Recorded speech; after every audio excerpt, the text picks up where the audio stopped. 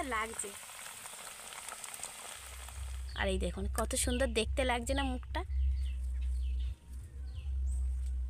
নমস্কার বন্ধুরা, কাকলি রান্নাঘর উইথ ভিলেজ ফুডে সবাইকে স্বাগত জানিয়ে প্রতিদিনের মতো আবারও একটি নতুন রেসিপি আজকে আমি আপনাদের সাথে শেয়ার করব।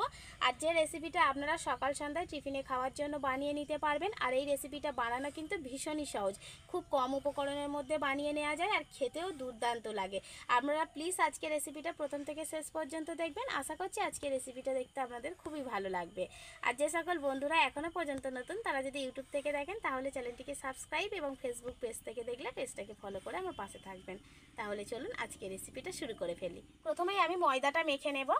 তার জন্য এখানে আমি এই বাটির মাপে 1 বাটি ময়দা নিয়েছি। আপনারা চাইলে কিন্তু এটা আটা দিয়েও বানিয়ে নিতে পারেন, তবে আটা বা ময়দার পরিমাণটা কিন্তু সম্পূর্ণ নিজেদের মতো নিয়ে নেবেন। এবার আমি দিয়ে দেব লবণ আর দেব কিছুটা কালো জিরে, দেব অল্প সাদা তেল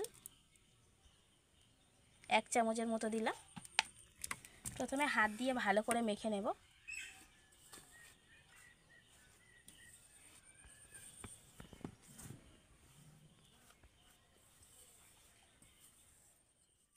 এবার আমি নর্মাল জল দিয়ে একটা ডো বানিয়ে নেব।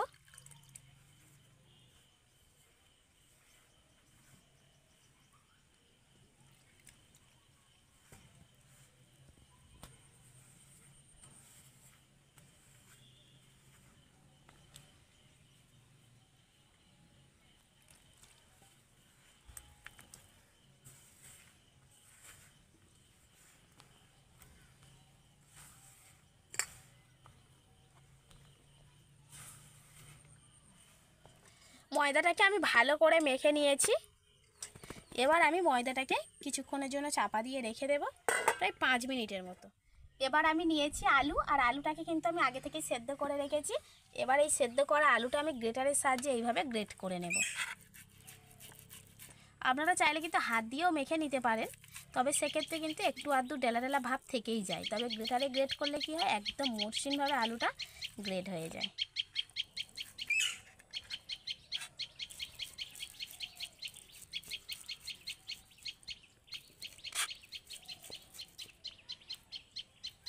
আলুটা গ্রেট করে নিয়েছি। এবার এই সেদ্ধ করা আলুর মধ্যে কিন্তু আমি কয়েকটা উপকরণ যোগ করব। প্রথমেই আমি দিয়ে দেব স্বাদ মতো লবণ। এখানে কিছুটা নিয়েছি কাঁচা লঙ্কা কুচি, দিয়ে দেব জিরে গুঁড়ো 1 চামচের মতো, দেব 1 চামচের মতো ধনে গুঁড়ো, আর দেব 1 চামচের মতো চাট মশলা। আর এর সাথে আমি দিয়ে দেব 3 চামচের মতো কর্নফ্লাওয়ার। যেহেতু আঠালো আঠালো ভাব হয় আলুর মধ্যে, সেজন্য এই কর্নফ্লাওয়ারটা দিয়ে মাখালে কিন্তু খুবই ভালো হবে। এবার আমি হাত দিয়ে আলুটাকে ভালো করে মেখে নেব। এখানে আপনারা লাল লঙ্কার গুঁড়োও দিতে পারেন, তবে আমি কাঁচা লঙ্কা দিলাম বলে আর লঙ্কা দিলাম না।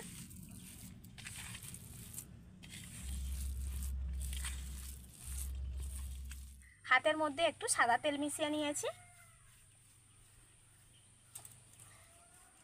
এবার আমি এখান থেকে একটু করে আলু নিয়ে নেব, ঠিক এইভাবে ভালো করে আমি গোল করে নেব, নিয়ে কিন্তু একটু লম্বা শেপে করে নেব।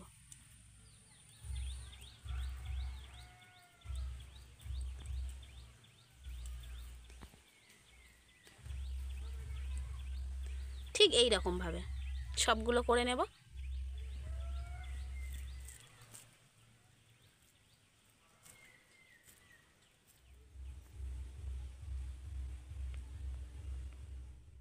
এবার আমি ময়দার ডোটাকে নিয়ে নেব,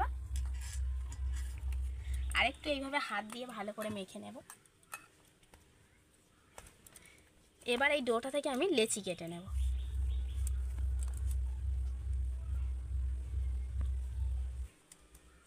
তিনটে লেচি হয়ে যাবে। এগুলোকে রেখে দিচ্ছি, আর একটা লেচি আমি নিয়ে নিচ্ছি। আর এই লেচিটাকে আমি বড় করে রুটি বেলে নেব। একটু ময়দা দিয়ে দেব।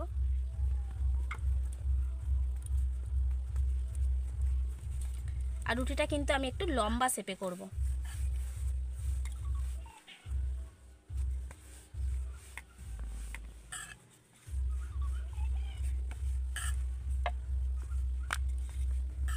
বড় করে একটা রুটি বেলে নিয়েছি। এবার এই ধারটা একটু সমান করে নেব, একদম সরু করে কেটে সমান করে নিলাম। এবার আমি একটা আলুর পুর নিয়ে নেব, নিয়ে এইভাবে বসিয়ে দেব, দিয়ে মাপটা নিয়ে নেব। আর ঠিক এই মাপেই কিন্তু আমাকে রুটিটা কেটে নিতে হবে।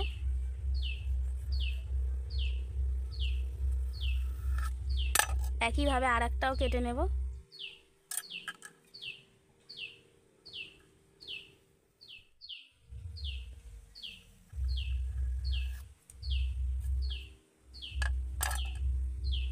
এগুলোকে পরে আবার বানিয়ে নেব।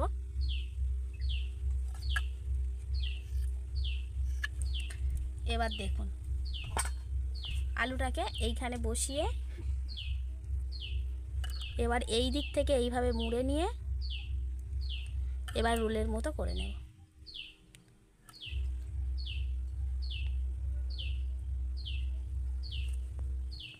এই দেখুন, আর এই জায়গাটা কিন্তু একটু জল দিয়ে জুড়ে দিতে হবে, বা এইভাবে একটু চেপে দিলেও কিন্তু জুড়ে যাবে। আর এই দেখুন কত সুন্দর দেখতে লাগছে না মুখটা। আরও আর একটা করে নেব একইভাবে।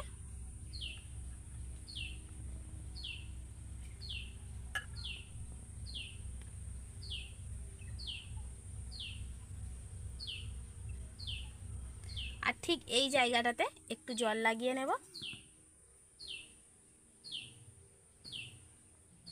দিয়ে এইভাবে ভালো করে জুড়ে দেব। আর এই দেখুন কত সুন্দর লাগছে দেখুন।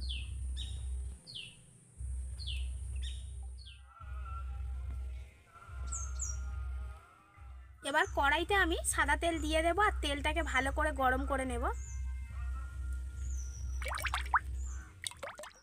সবগুলো পটাটো রোল কিন্তু আমি বানিয়ে নিয়েছি, তেলও গরম হয়ে গেছে। এবার আমি তেলের মধ্যে পটাটো রোলগুলোকে ভেজে নেব। আর একদম মাঝারি আঁচে কিন্তু এগুলোকে ভাজতে হবে।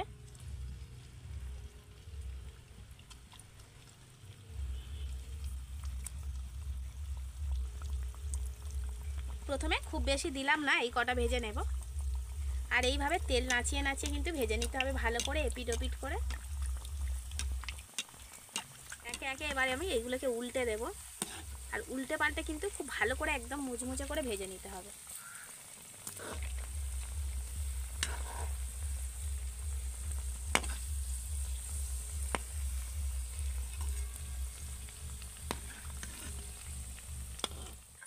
পটাটো রোলগুলোকে আমি একদম লাল লাল করে আর মুচমুচে করে ভেজে নিয়েছি। এবার তুলে নিচ্ছি, দেখুন তেল ঝরিয়ে কত সুন্দর লাগছে।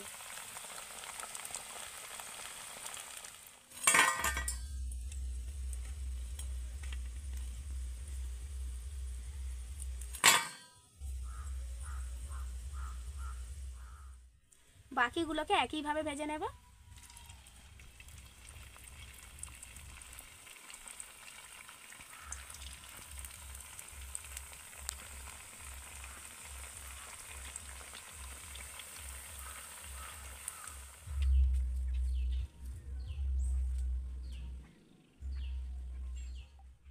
সবগুলো পটাটো রোল আমি ভেজে নিয়েছি, দেখুন কত সুন্দর দেখতে লাগছে। আর এরকম একটা টিফিন বানিয়ে যদি বাচ্চাদের টিফিন বক্সে দেওয়া যায় না, তাহলে ওরা পুরো টিফিন বক্সটা খালি করে খেয়ে নেবে। দেখুন শুধু কত সুন্দর লাগছে দেখতে। এই দেখুন দুদিক দিয়ে আলুটা বেরিয়ে রয়েছে, আর দেখুন একটুও কিন্তু কোথাও ভেঙে যায়নি বা আলুর পুর বেরিয়ে বাইরে চলে যায়নি। কত সুন্দর হয়েছে দেখুন। ঠিক আমি যেরকম পদ্ধতিতে বানালাম না, ঠিক একই রকম পদ্ধতিতে বানাবেন, দেখবেন তাড়াতাড়ি হয়েও যাবে আর দেখতেও খেতে দুটোই ভালো লাগবে। এগুলো সস দিয়ে কিংবা সকাল সন্ধ্যায় চা কফির সাথে বেশ জমে যায়।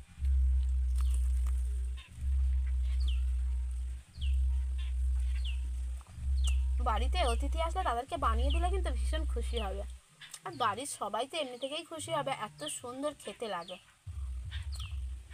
তাহলে বন্ধুরা আমার আজকের এই রেসিপিটা আপনাদের কেমন লাগলো অবশ্যই কমেন্ট করে জানাবেন, আর ভালো লাগলে লাইক কমেন্ট শেয়ার সাবস্ক্রাইব এবং ফলো করে আমার পাশে থাকবেন, আর আমার নিত্য নতুন রেসিপিগুলো দেখতে থাকবেন। তাহলে আজকের মতো এখানেই শেষ করছি। সবাই ভালো থাকবেন, সুস্থ থাকবেন, দেখা হবে পরের রেসিপিতে।